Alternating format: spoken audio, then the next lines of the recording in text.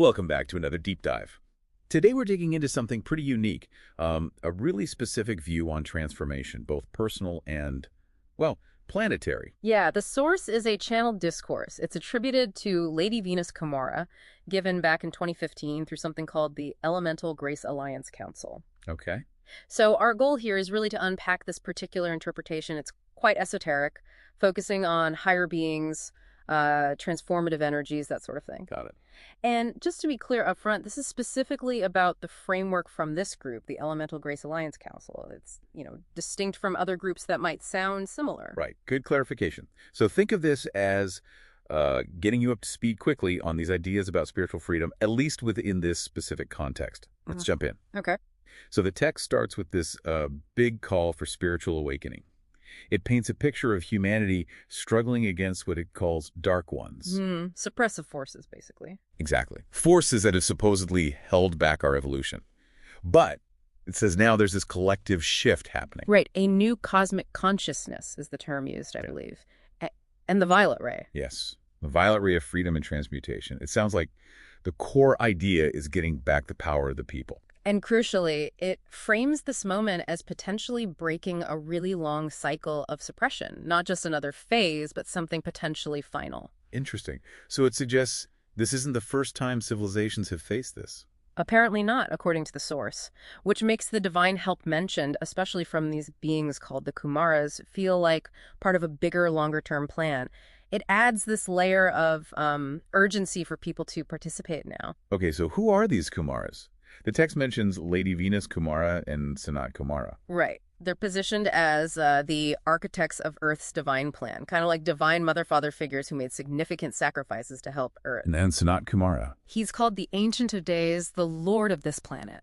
Sort of a head teacher for Earth, residing in Shambhala, this etheric realm. Shambhala, okay. And there are others involved, too. Oh, yes. There's the royal priesthood of Melchizedek, and within that, a group of 144,000 light bearers are mentioned. 144,000. That number comes up a lot in different traditions. It does. Here, they're led by Gautama Buddha and described in a few ways like Christos gods from Shambhala, or even priests of the sacred fire of the violet planet. It's quite layered. It definitely sounds layered. And ascended masters. Yeah, they're the enlightened beings offering wisdom. The text specifically points to Amritas and his group, another 144,000 masters focused on the seventh ray.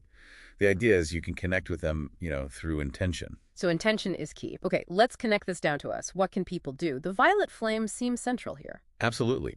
It's described as the sacred fire of the Holy Spirit. Its main qualities are compassion, forgiveness, and, importantly, transmutation. Transmutation of negative energy. Exactly. Clearing out the old, making space for joy. Saint Germain is credited with reintroducing it. And this connects to the seventh ray you mentioned. It does. The seventh ray is about self-governance, freedom, independence, living rhythmically. So it's not just personal clearing. It sounds like it's aimed at collective change, too, like societal liberation. Precisely.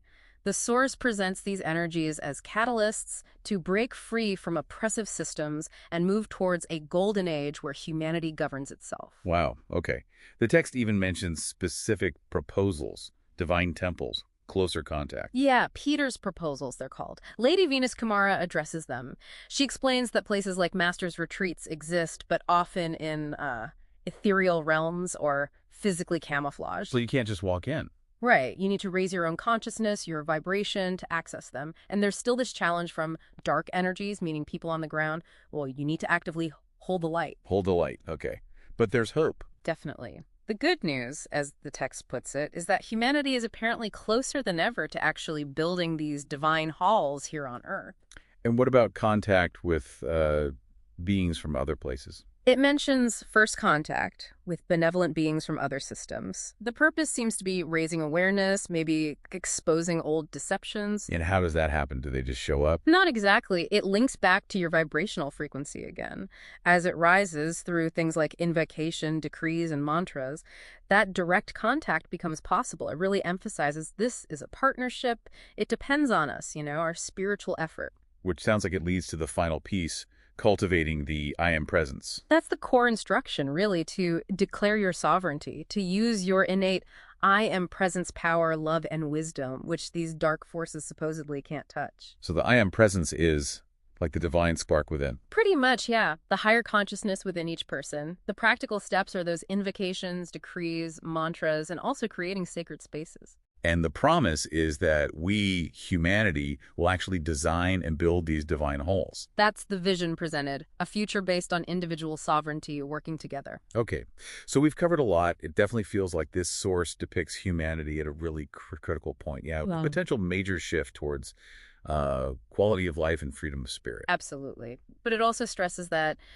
while your individual work is crucial, realizing this bigger planetary destiny needs, well, more people, a greater contingency of souls, and these focused gatherings of the violet flame, it's a collective thing. A collective effort.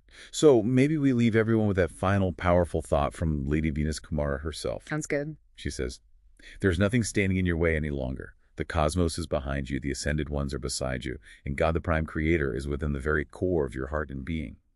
Whatever you see that needs doing, then, dear ones, use the grace and the love and power and the wisdom to make it happen." Something to really ponder how that might apply in your own life.